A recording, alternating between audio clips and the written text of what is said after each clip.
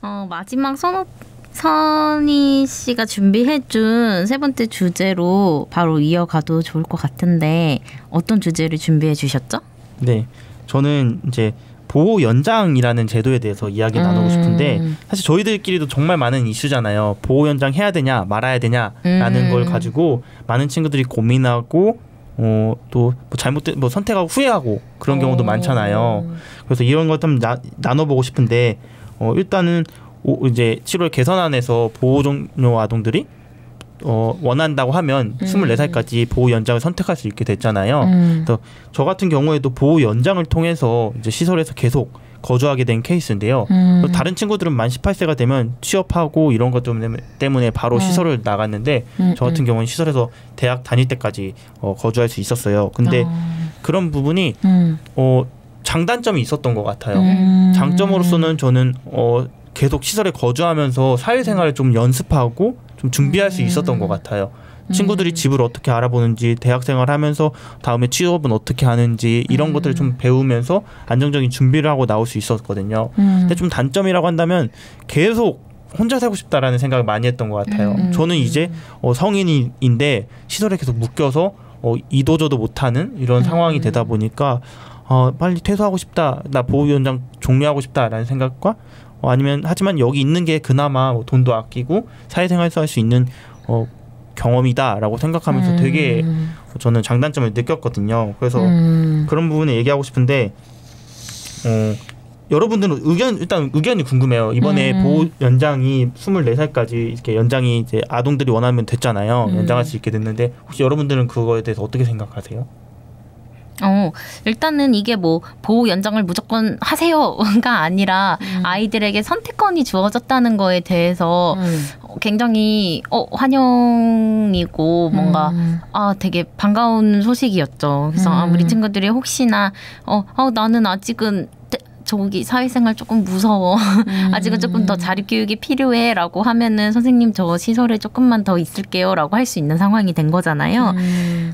그래서 그런 면에서는 조금 안심이 되는데 또 그런 생각도 들어요. 현재 그러면 우리 보호 연장 제도가 현재 어떻게 마련이 되어 있는가도 되게 중요한 부분일 것 같아요. 그래서 어쨌든 19살에 지금 현재 퇴소 연장 시기가 되면은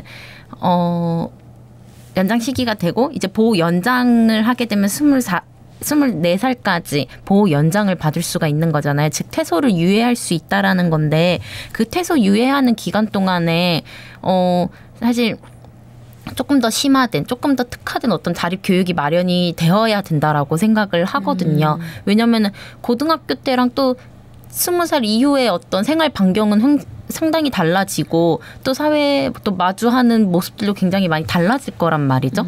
근데 이제 거기서 이제 사고의 확장과 뭐 경험의 확장 여러 가지 어떤 변화들을 맞이할 텐데 거기에서 되게 적절하게 어떤 개입을 교육에 대한 어떤 개입이 들어가지 않으면은 저는 여전히 그냥 고립이 되고 그 방치가 되는 거라고 생각을 하거든요. 그래서 이제 보호 연장을 우리가 할 수 있는 상황이 됐으니 그와 함께 보호 연장을 함으로써 뭔가 이게 단순히 보호에 머무르지 않고 정말 그냥 자립 교육을 자립에 대한 안정적인 준비를 할 수 있는 어떤 그 지원 체계를 제대로 마련을 같이 해야 되지 않나라는 생각이 들어가지고 그 부분도 우리가 함께 고민을 해야 되는 부분이다. 앞으로 사회가 해결해야 될 숙제다라는 생각이 드는 것 같아요. 그렇죠. 저도 제가 이야기 들어보니까 저도 실제로 보호 연장을 받는 동안 4년 동안 보육원에서 지낼 수 있었는데요. 그 기간 동안 보호 연장이라고 해서 제가 조금 더 특별한 어떤 자립 교육이라거나 이런 걸 받지는 않았던 것 같아요. 그냥 시설에서 더 살아갈 수 있게만 해주신 거지 그동안에 어떠한 뭐 자립 준비를 집 구하기 아니면 뭐 진로 정하기 그리고 다른 뭐 사회생활 경험하기 등을 그냥 제가 주먹구구식으로 배웠던 거지 이런 준비 과정들이 좀 부족했던 건 있는 것 같아서 그런 것들이 좀 더 같이 고민되면 좋겠다라고 저도 이야기하고 싶어요. 그렇죠. 뭔가 약간 더 꽂히면은 지금 현재 보호 연장 제도가 단순히 그냥 정말 숙식 제공을 하는 거고 자립에 있어서 조금 마주할 수 있는 어떤 시행착오들을 진짜 잠시 유예할 수 있는 정도의 기능밖에 하지 않거든요. 근데 정말로 이 취지에 따라서 뭔가 이제 아이들의 불안함을 덜어주고 그리고 자립 준비를 마땅하게 딱 할 수 있는 기간으로 기능을 잘 하려고 하면은 그런 자립교육, 심화된 자립교육, 특화된 자립교육을 새로 마련하는 어떤 노력이 필요하다.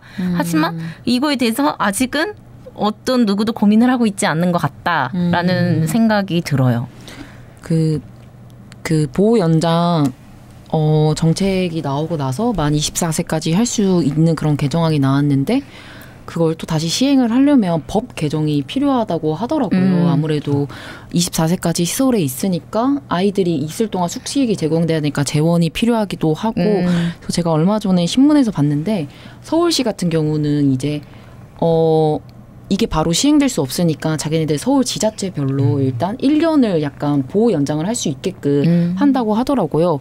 근데 그 1년이 단순히 숙식 제공이 아니라 아이들의 경제교육 이렇게 직접 자립을 체험을 할 수 있도록 1년 동안의 어떤 기회를 준다고 하더라고요. 그래서 그런 것들이 아까 지니 씨가 말한 것처럼 단순히 어떤 유예하는 기간이 아니라 그 1년 동안 충분히 시행착오를 겪을 수 있는 기간으로 아동들에게 주어진다면 뭔가 그러면 친구들이 굳이 나 24세까지 안 있어도 되는데 나 20세까지만 있어도 나올 수 있겠어 아니면 나 19세면은 괜찮을 것 같아 라는 어떤 그런 자기 결심 자기 확신이 들면은 나올 수 있다고 하면은 저는 그런 게 조금 괜찮다고 생각을 하거든요.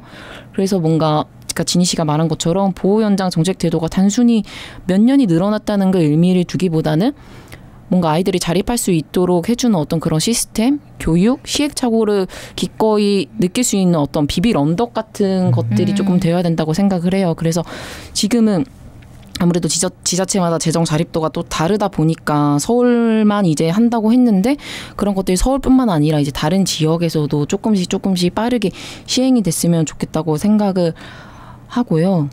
그리고 제 친구 경험을 말씀을 드리면 친구가 이제 보육원에 있다가 취업을 하게 돼서 나갔다가 다시 이제 자기한테 너무 맞지 않아서 다시 들어오게 된 경우가 있었어요, 보육원에. 근데 이제 우리의 인식은 이제 18세면 당연히 보육원에 나가야 됐는데 그 친구는 다시 들어왔으니까 그 친구는 뭔가 보육원 안에서든 자기 스스로든 되게 난 실패자구나라는 어떤 인식이 깔린 거예요. 그래서 그 이후에 다시 재취업을 하려 해도 뭔가 어떤 실패한 경험 때문에 뭔가 또 쉽지 않고 자꾸 좌절하게 됐던 어떤 그 친구의 모습을 보면서 만약에 그 친구에게 그게 한 번의 시행착오가 단순히 어떤 실패자의 경험이 아니라 그럴 수 있어 몇 번의 기회를 더 줄게라는 비빌 언덕이 되었다면 어쩌면 그 친구가 덜 어려워지지 않았을까라는 생각이 들어요. 네. 맞아요. 뭔가 우리 얘기 들어보니까 약간 좀 더 우리가 솔직한 대화를 할 수 있을 것 같은데 지금 이제 퇴소를 한 지 한 5년은 다 넘었단 말이에요. 그렇죠. 네. 만약에 19살이 돼서 지금 이 개선안이 발표가 돼서 나는 이제 24살까지 살 수 있어. 해서 이제 저에게 선택권을 주는 거예요. 시설장 선생님이. 진이야, 퇴소할래? 24살까지 있을래? 라고 하면 어떻게 답을 하시겠어요? 전 나올 것 같아요. 약간 이유는? 왜냐면 저는 그때의 18살에 저는 일단 자유가 너무 그리웠고 그렇죠. 뭔가 빨리 벗어나고 싶다는 너무 생각이 컸기 때문에 저는 처음에 보호 연장 24세까지 연장됐을 때 과연 친구들이 좋아할까라는 생각이 들었어요. 약간 그래서 저는 약간 조금 선택하지 않을 것 같다. 저 같은 경우에는 저는 연장을 했잖아요. 실제로 연장 4년 동안 거주해서 장점이 많았어요.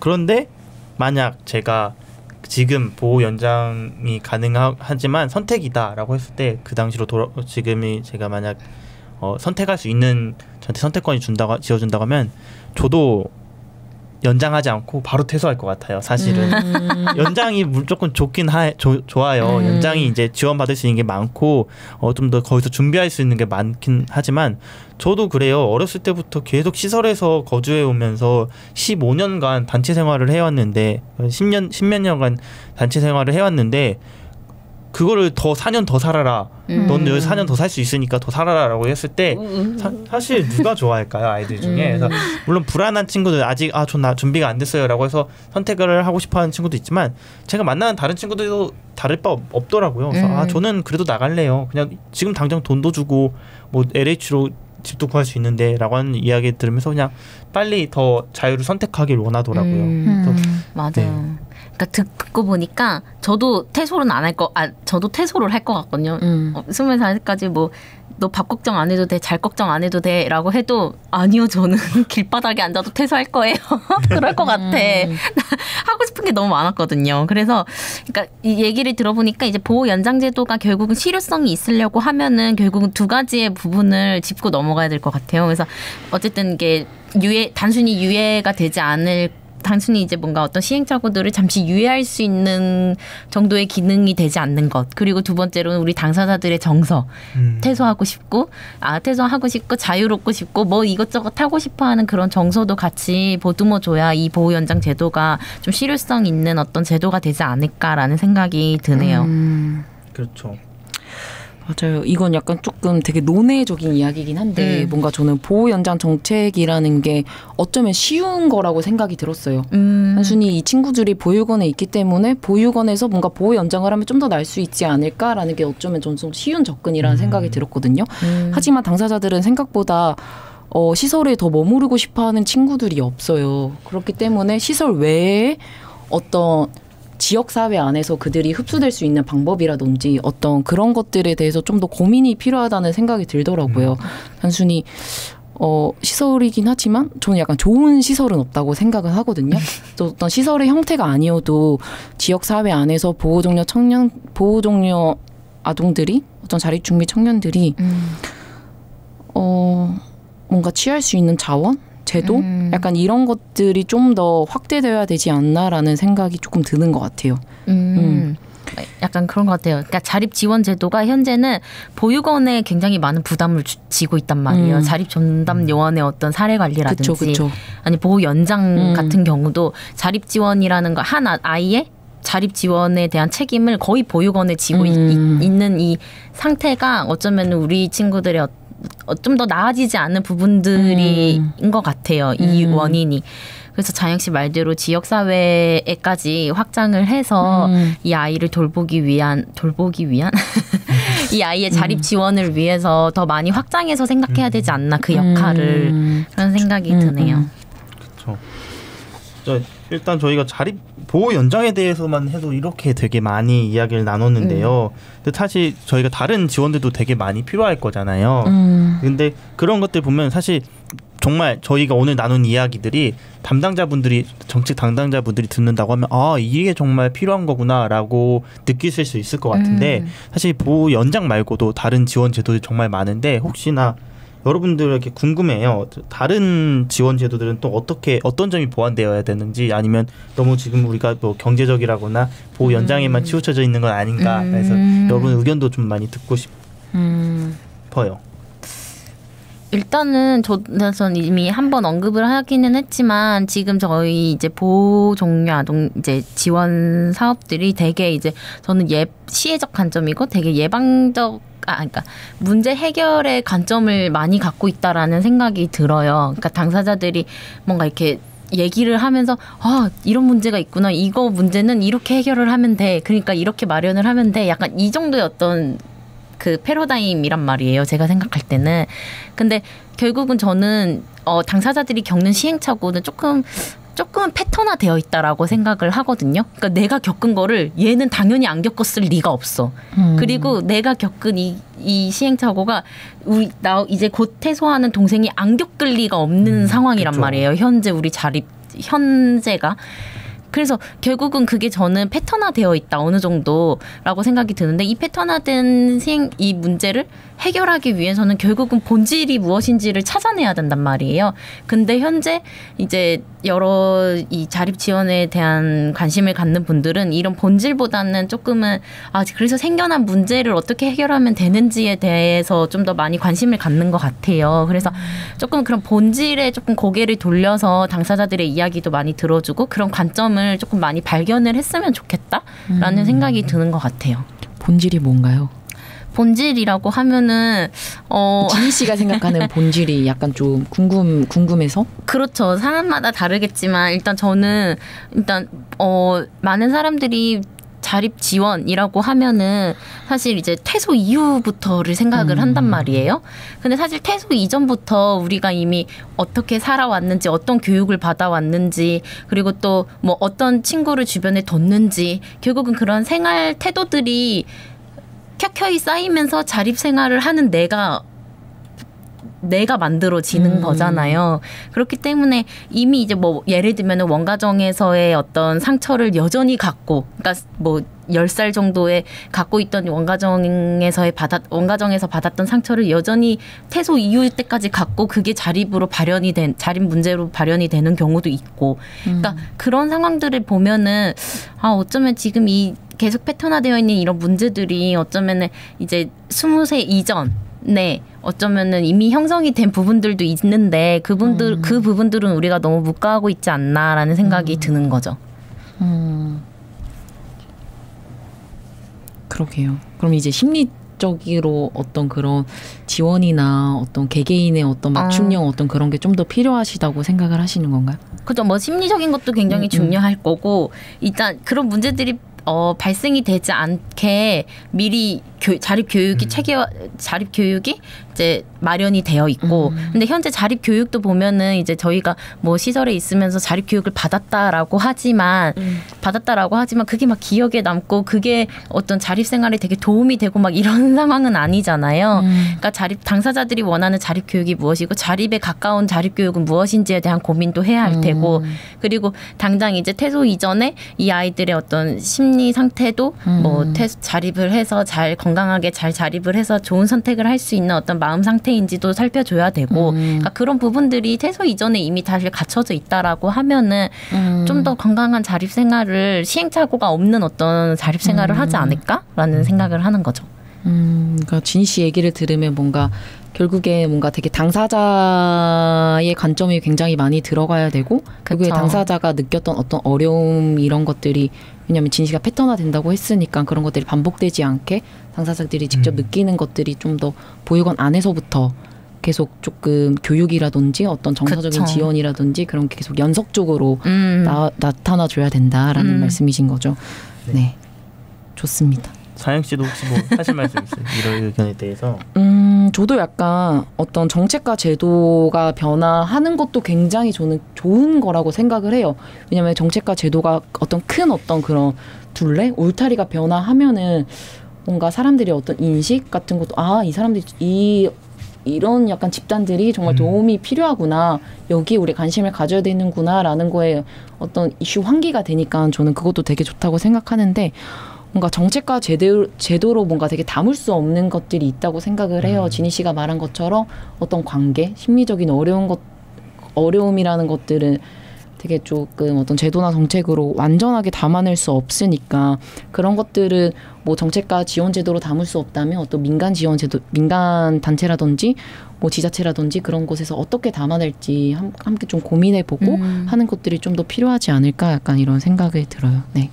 네, 맞아요. 저도 자영 씨 이야기를 들으면서 되게 이런 지원 제도들이 정말 많아진다고 하지만 사실 사람들이 되게 관심을 가져주고 이런 것들을 계속 살펴줘야 된다고 생각을 해요. 사실 저도 예전에 뭐 제 어렸을 때 기억을 떠올린다면 되게 좋은 지원들이 많았어요. 시설에 살면서 저도 예전에 저희 시설에 그 소형차를 기부를 한 적이 있었어요. 겉으로 봤을 땐 되게 좋아 보이잖아요. 소형차가 기부됐다고 하면 보육원에는 큰 차에 다 같이 타고 다니다가 작은 차가 왔으면 정말 신났거든요. 그래서 겉에서 봤을 땐 되게 좋은 지원 제도이지만 사실 저희 입장에서는 그 소형차에 거기에 이제 뭐 이렇게 자기 여기 기업은 보육원 친구들을 응원합니다. 뭐 이런 식의 문구가 써서 온 거예요.